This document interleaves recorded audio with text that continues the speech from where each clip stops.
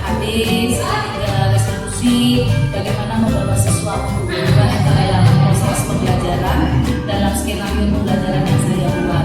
Kemudian langkah kedua adalah saya membentuk kelompok-kelompok kecil sebagai sharing informasi yang saya dapatkan. Jadi dalam sharingkan informasi itu saya bagi pertama ini saya melakukan yang pertama itu adalah menyamakan persepsi bagaimana prinsip pendidikan menurut Hajar Dewantara.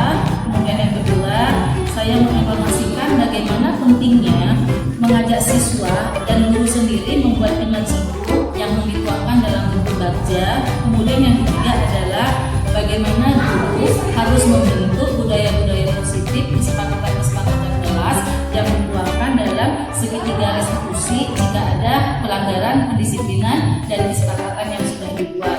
Berikut penindasan sederhana yang saya lakukan di sekolah.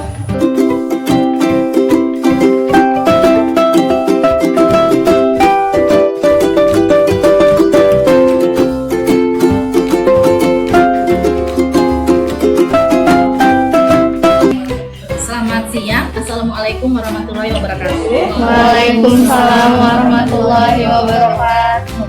Jadi terima kasih untuk adik-adik yang sudah bersedia memenuhi undangan ini, karena ini juga sebagai ilmu dasar yang memang kalian juga harus tahu. Punya ibu ini kan lagi ikut pendidikan guru penggerak. Jadi ada beberapa materi yang memang harus diimbaskan, dan ketika itu diimbaskan memang itu sangat bermanfaat untuk modal kita ketika kita mau masuk ke dalam kelas ini. Jadi kalau dibilang kenapa ya kurikulum itu berubah? Jadi kita tahu saat ini adalah zamannya digitalisasi. Jadi ketika zaman digitalisasi, semua orang itu harus mampu beradaptasi di zaman digital ini. Jadi ketika kita harus mampu beradaptasi, artinya proses pendidikan yang dilakukan itu juga harus kita rubah. Jadi dia di kurikulum Merdeka itu sesungguhnya kita berpatokan memandang proses pendidikan itu dari filsafat Ki Hajar Dewantara. Mungkin ketika kita berbicara konsep pendidikan Ki Hajar Dewantara, mungkin ini sebetulnya sudah dilakukan, tapi kita mungkin banyak yang terlupakan gitu ya. Jadi salah satunya itu kan ada konsep pendidikan Ki Hajar Dewantara. Ketika kita berbicara konsep pendidikan Ki Hajar Dewantara, Ibu mengambil ada 4 pemikiran dasar yang harus kita ketahui. Jadi yang pertama itu gini. 1, pendidikan itu adalah menuntut. Di kelas gitu kan, pendidikan itu menuntut. Artinya gini, Ibu meyakinkan dulu bahwa mereka, kamu itu punya potensi loh, kamu punya potensi, ayo potensimu itu ayo kita latih. Jadi kalau anak semua mampu berbicara, tapi bagaimana kita melatih agar mereka semakin berani untuk berbicara, itu salah satu contoh kecil gitu ya. Kemudian yang kedua itu katanya pendidikan menebalkan laku gitu. Jadi sesungguhnya menarik gini, Ibu menganggap selama ini ketika proses pendidikan itu adalah kertas kosong, murid itu adalah kertas kosong yang mau Ibu tulis, tapi ternyata itu salah. Jadi sebetulnya murid itu sudah punya polanya masing-masing. Dan itu adalah kalian menebalkan pola. Mungkin kalau misalnya di Lutfi gitu, polanya itu link.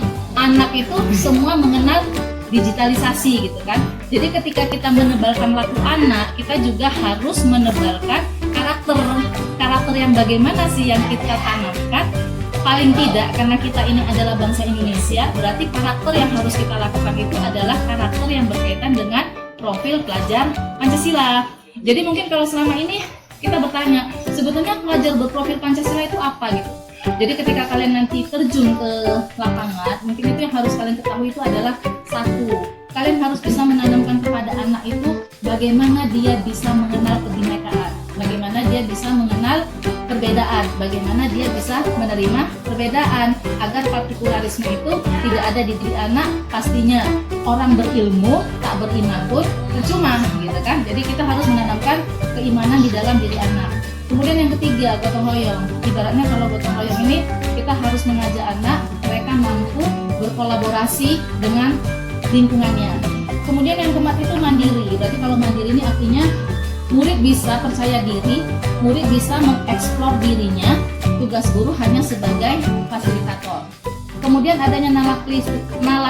Jadi kalau nalar kritis itu artinya anak mulai tahu, kepingin tahu tentang fakta, banyak memunculkan pertanyaan-pertanyaan. Jadi bagaimana guru harus mampu menanamkan murid agar dia punya nalar kritis. Kemudian yang keenam itu pastinya kreatif. Apapun ceritanya, murid harus kreatif agar dia bisa mengembangkan potensi dirinya, gitu ya. Kemudian ada lagi yang lebih bagus lagi, dengan proses pola pendidikan yang menuntut ketika kita menyelesaikan anak bermasalah, itu ada yang namanya segitiga restitusi. Jadi kalau segitiga restitusi itu ada 3 langkah yang harus kalian lakukan. Jadi kalau misalnya kita anak berbuat salah, kita nggak bisa datang anak, kamu gini ya, gitu. Sampai anak itu terpojok, itu adalah cara yang salah gitu. Cara yang pertama itu ketika kita melakukan segitiga restitusi, itu pertama adalah kita harus menguatkan dulu identitas dia. Jadi kita tanya dulu, ini misalnya anak tidak disiplin gitu kan. Pertama kita tanya gini, ini contohnya, kamu merasa hari ini buat salah enggak? Salahmu di mana? Jadi kita tidak langsung memvonis anak itu salah gitu. Kita biarkan, kita ajak anak berpikir apakah hari ini dia melakukan kesalahan atau tidak. Itu namanya menguatkan identitas. Kemudian yang kedua itu adalah validasi tindakan. Jadi validasi tindakan ini tadi kan kita sudah gini, kamu hari ini tahu nggak kamu melakukan apa? Jika dia sudah menyebutkan, kita memberikan penguatan sama dia. Yang dia lakukan itu sesuai nggak dengan kesepakatan yang sudah dibuat, gitu loh. Jadi abang hari ini pakai kaos kaki apa? Kaos kaki putih. Seharusnya kita pakai kaos kaki apa? Kaos kaki hitam. Itu salah atau benar? Gitu. Jadi melalui pertanyaan itu ya. Kemudian yang ketiga itu adalah menanyakan keyakinan. Menanyakan keyakinan itu artinya gini. Dari kesalahan yang dia buat, dia tahu dia berbuat salah. Apa alasan dia berbuat salah? Kita tanyakan sama dia. Mau berubah enggak? Kalau misalnya berubah, kalau menurut abang tuh macam mana? Gitu. Jadi kita tidak langsung memvonis anak. Jadi memang ini sepertinya ribet gitu, tapi ketika kita melakukan ini, ketika kita berhasil, senang kali rasanya. Itulah namanya segitiga restitusi. Jadi ketika kalian ilmu ini mungkin bisa kalian apakan, buatlah segitiga restitusi ketika kalian menghadapi orang-orang yang bermasalah gitu ya, siswa yang bermasalah. Kemudian gini, ketika kita ingin merubah orang untuk menjadi lebih baik, itu pasti punya langkah gitu kan. Artinya kita adalah sebagai agen perubahan gitu ya kan. Ketika kalian ingin menjadi agen perubahan di dalam sebuah sistem, itu mungkin ada beberapa hal yang harus kalian lakukan gitu ya. Yang pertama, kalian itu harus mampu menggerakkan komunitas kecil. Jadi prinsip-prinsip tadi ini perlu kalian lakukan. Kemudian kalian perlu melakukan segitiga restitusi. Kemudian jika kalian ingin merubah siswa lagi, siswa ini kayaknya malas sekali. Ini macam mana ya caranya ini biar dia bisa berubah gitu ya kan? Jadi pertama sekali itu adalah kalian mengajak siswa itu membuat imajiku. Jadi kalian punya masalah di kelas, kalian cari anaknya gitu kan? Kalian cari anaknya, kalian selesaikan dengan segitiga restitusi agar dia berubah. Sini dulu. Sekarang gini, buat imajikumu tentang dirimu. Apa itu? Jadi imajiku itu artinya di bayangan si anak, dia itu mau jadi apa sih? Gak usah jauh-jauh, 1 tahun ke depan atau 6 bulan ke depan, kamu itu mau jadi seperti apa? Itulah namanya imajiku gitu kan. Imajiku yang sudah dibuat anak itu, kita bisa membuat dia beraksi dengan apa yang namanya bagja. Jadi kalau kalian nanti mau merubah siswa, gunakanlah bagja. Bagja itu apa? Bagja itu langkah biar murid itu mau berubah. Jadi yang pertama itu cara kita buat bagja itu adalah kan anak tadi udah punya imajiku nih. Kita udah punya imajiku ini. Masalah yang kamu hadapi di kelas itu apa? Buat dalam bentuk pertanyaan besar. Jadi kalau tadi misalnya mau meningkatkan anak berbahasa Inggris, berarti pertanyaan kita di bagja kita pertama itu adalah kenapa anak takut berbahasa Inggris? Itulah dia di bagian pertanyaan ya. Kemudian yang kedua itu adalah ambil pelajaran. Ini tadi anak malas berbahasa Inggris. 1. Kenapa anak malas berbahasa Inggris? Yang tadi yang kedua itu yang dianya ambil pertanyaan, anak malas berbahasa Inggris karena tidak pernah mendengarkan ucapan-ucapan bahasa Inggris gitu kan.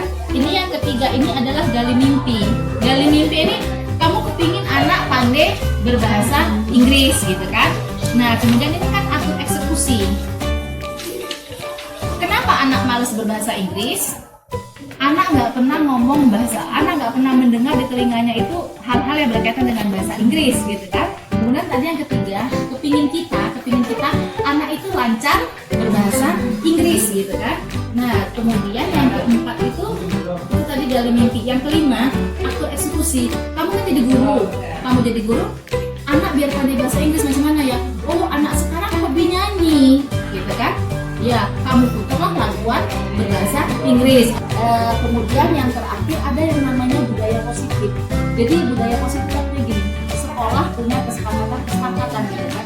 Jadi ketika kalian masuk kelas di awal, kalian menginginkan A gitu kan. Tapi ketika kalian menginginkan A, tidak mungkin hanya kalian gitu. Kalian harus itu kita sharing dari anak-anak, kemudian kita tuliskan gitu. Jadi setelah itu dibuat, guru dan siswa harus mampu menjaga kesepakatan itu. Jika kesepakatan itu dilanggar oleh siswa, maka selesaikanlah dengan menggunakan segitiga